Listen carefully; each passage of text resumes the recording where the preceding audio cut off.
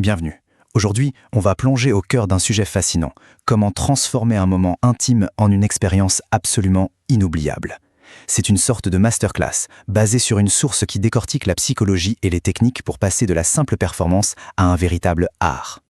Alors, on commence tout de suite avec ce chiffre. Et quel chiffre ? 11%. D'après une étude de 2022, c'est la proportion d'hommes qui disent avoir déjà vécu une expérience de ce genre qu'ils qualifieraient de vraiment inoubliable. 11%, c'est très peu. Ça veut dire que pour la très grande majorité, ce moment reste souvent fonctionnel et finalement assez peu mémorable. Et voilà, c'est ça la réaction qu'on cherche. C'est le but ultime de tout ce qu'on va voir aujourd'hui. Cette question un peu soufflée, pleine de surprise et d'admiration, c'est le signal qu'un souvenir permanent vient d'être créé dans le cerveau de son partenaire. Bon, voilà le plan de match. On va décortiquer la méthode point par point, de façon très structurée. On va commencer par comprendre le problème, puis on verra les secrets, la préparation, les techniques, jusqu'à la touche finale. Allez, on attaque le cœur du problème. Pourquoi ce chiffre est si bas ? Pourquoi une expérience vraiment mémorable est-elle si rare ? Eh bien, la source nous propose une idée de départ qui, franchement, change toute la perspective sur ce qu'est le plaisir. Regardez bien cette répartition. Selon la source, le plaisir masculin n'est mécanique qu'à 30%. Le reste, les 70%, c'est du visuel et de l'émotionnel. C'est absolument énorme. Ça veut dire que si on se concentre uniquement sur le geste technique, on passe à côté de plus des 2/3 de l'impact potentiel. Alors, comment on fait pour aller chercher ces fameux 70% ? La source propose une règle fondamentale, une sorte de clé de voûte, la règle des 3 V. C'est présenté comme la méthode pour transformer une simple action physique en une expérience sensorielle totale. Alors ces 3 V, c'est quoi ? C'est simple. Visuel, vocal et variété. Chacun de ces points correspond à une dimension bien précise. Et l'idée, c'est que leur pouvoir ne s'additionne pas, ils se multiplient. C'est la combinaison des 3 qui créerait un effet vraiment explosif. Et voici pourquoi chaque V est si important. Le visuel, c'est pour que l'expérience soit personnelle, pas juste un acte anonyme. Le vocal, alors là, accrochez-vous. Une étude a montré que ça pouvait activer la même zone du cerveau que la cocaïne. Rien que ça. Et enfin, la variété. C'est pour déjouer le cerveau qui, lui, s'habitue à tout en moins de 90 secondes. La variété crée des pics d'attention, un genre de choc addictif. Ok, maintenant qu'on a la théorie, passons à la pratique. Et la source insiste énormément là-dessus. La préparation n'est pas une option. C'est ce qui va démultiplier l'effet de tout ce qui va suivre. C'est la mise en scène.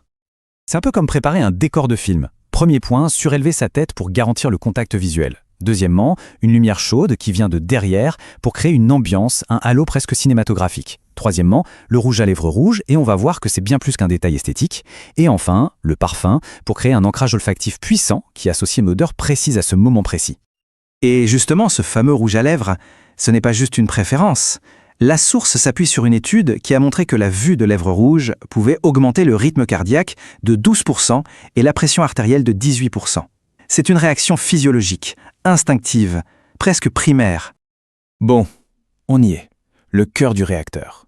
La source nous présente maintenant 3 techniques bien spécifiques à enchaîner dans un ordre précis pour créer une montée en puissance parfaitement maîtrisée. On commence avec la première, la vague orientale. Ici, tout est dans le visuel. L'idée, ce n'est pas la vitesse, mais de créer un mouvement lent, fluide, presque hypnotique. Un véritable spectacle pour les yeux. Concrètement, comment ça se passe ? La position est à 4 pattes, au-dessus de lui, le mouvement est une ondulation de tout le corps, comme une vague. Le point absolument crucial, c'est de garder un contact buccal constant sur la partie la plus sensible. On descend et on remonte lentement, sans jamais rompre ce contact.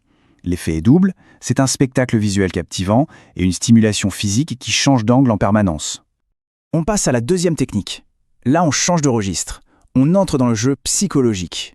Il s'agit de transformer un geste presque anodin en un outil de séduction ultra puissant, juste par le contraste qu'il crée. Le coup de génie, ici, c'est de détourner un symbole.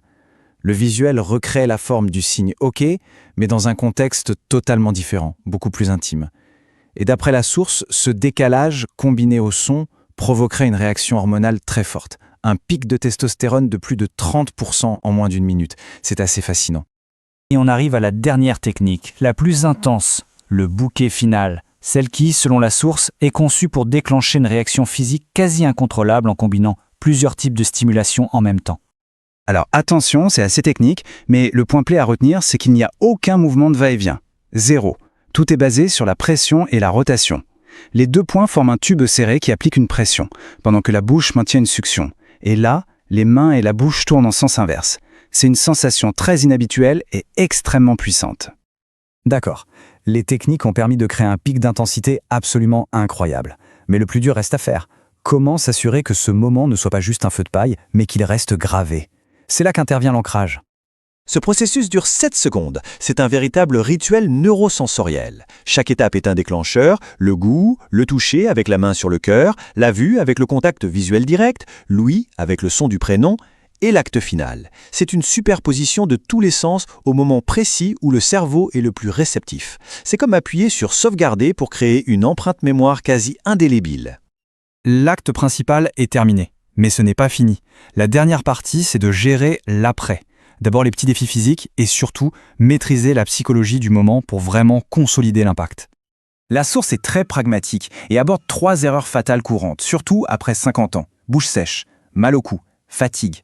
Et pour chaque problème, elle donne une solution express, en 10 secondes. Un verre d'eau, un oreiller pour ajuster l'angle, une technique de respiration, des petits riens qui changent tout. Et pour finir, la touche stratégique finale. Que répondre à la question inévitable, mais où est-ce que tu as appris à faire ça? La source propose 3 réponses types, 3 scénarios. Chacun permet de prendre le contrôle du récit, de renforcer sa propre valeur et de transformer ce moment d'admiration en un avantage durable. Au final, le grand message de cette analyse, c'est que l'intimité inoubliable n'est pas une question de performance physique, mais plutôt d'intelligence émotionnelle alliée à une technique précise. C'est l'art de créer un chef-d'œuvre. Ce qui nous laisse avec cette question, doit-on voir l'intimité comme une performance qui s'efface ou comme une véritable œuvre d'art ciselée pour rester gravée à jamais?